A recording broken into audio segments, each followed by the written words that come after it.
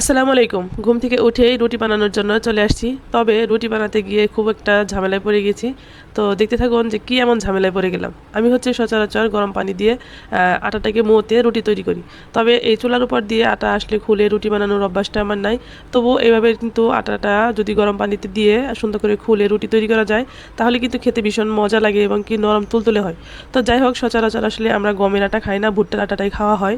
তবে এবার হচ্ছে আমি গমের আটাটা নিয়ে আসছি যে দেখি গমের আটাটা খেতে কেমন লাগে। হয়তো অনেক আগে খেয়েছি, আমার সেরকম করে মনেও নাই। তো রুটি খাওয়ার বিষয়ে আর কি বলবো, রুটি খাইতে গেলে কিন্তু আমার খুবই একদম অসহ্য লাগে। তার থেকে আমার ভাত খাইলে ভীষণ ভালো লাগে, মনে হয় যে কিছু একটা খাইলাম, কিন্তু রুটি খাইলে মনে হয় যে না, আমি না খেয়ে আসি। তো যাই হোক, আমি হচ্ছে যেহেতু রুটি বানাতে আসছি, এদিকে হচ্ছে আমার হাজব্যান্ড হচ্ছে ভাজিটা বসিয়ে দিল, একটু হেল্প করতেছে। আর রুটিটা হচ্ছে এই যে আটাটা একটু শক্ত হয়ে গেছে, আর আমার রুটি বেলতে বেলতে হাতও ব্যথা করতেছিল, মানে আর একটু নরম হইলে হয়তো একটু বানাতে সুবিধা হতো। তো যাই হোক, সে হচ্ছে আমাকে হেল্প করার জন্য চলে আসছে। আর সে সে আবার এমন করে রুটি বানাইতেছে, মনে হচ্ছে যেন এদিকে এক বেলন দিয়ে ডলা দিতেছে, ওইদিকে এক বেলন দিয়ে ডলা দিতেছে। মূলত কারোটা হচ্ছে না। এদিকে ছেলেও চলে আসছে দেখার জন্য। তো ছেলেকেও কাজে লাগিয়ে দিলাম, বললাম যে তুমি একটু ডিম দিয়ে ভাজিটা নাড়া দাও।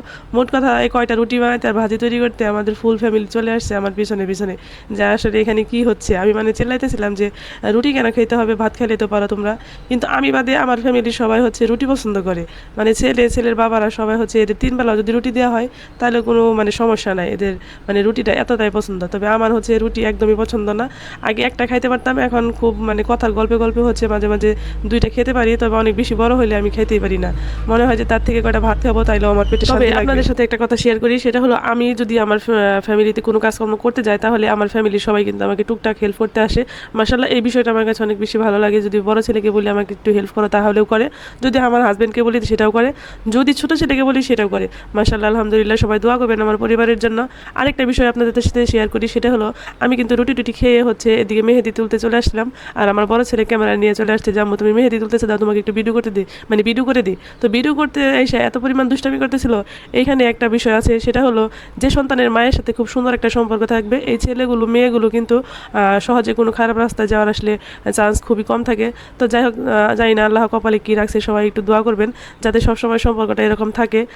মোট কথা হচ্ছে, মা বাবার সাথে যদি সন্তানের একটা সুসম্পর্ক থাকে, বন্ধুত্বপূর্ণ একটা সম্পর্ক থাকে, তাহলে হচ্ছে সন্তান যেটাই করুক বাবা মার সাথে শেয়ার করতে মানে নিজের কাছে একটা সাহস পায় বা ভালো লাগে।